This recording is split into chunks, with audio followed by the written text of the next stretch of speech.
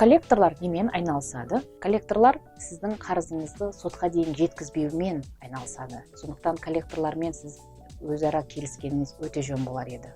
Коллекторлар 90 күнге өткен қарыздармен сізбен төлеу жөнінде хабарлама жібереді. Болмаса сізбен сол қарызды өтеуге көмектесетін жандар деп айтсам болады.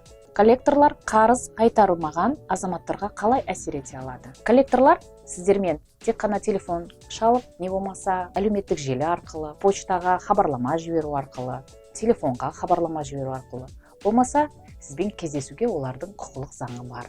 Коллекторлармен қарызды кешіру бойынша келісуге бола ма? Коллекторлармен қарызды кешіру үшін келісе алмайсыздар. Неге десеңіз, коллекторлармен сотқа дейінгі қарызды бөліп төлеу, болмаса толығымен төлеу, болмаса тағы да жаңағы төлеу кестесіне отыруға ғана келісуге болады. Біз айырмашылығын білуіміз керек. Коллекторлардың сотқа дейінгі сізбен айналысатын, болмаса коллекторлардың сатып алатын жүйелер, кредиторға айналатын кездері болады. Кредиторға айналған кезде сіз коллекторлармен келісе аласыз. Ал көбінесе қазіргі сәтте коллекторлар сотқа дейінгі жұмысты кредиторлар, финансылық ұйымдар болғаннан кейін олар сіздердің қарыздарыңызды кешіре алмайды. Тек қана кредитордың айтқанын сізден талап ете алады.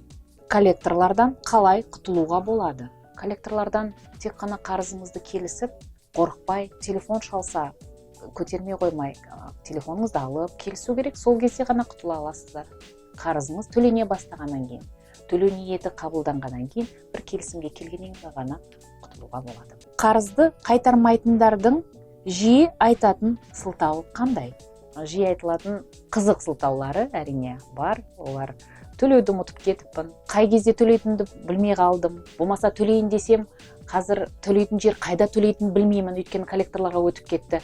Банкқа төлеймін ба, жоқ, финансылық ұйымдарға төлеймін ба, жоқ әлде коллекторға төлеймін ба деген сылтаулар өте әрине көп.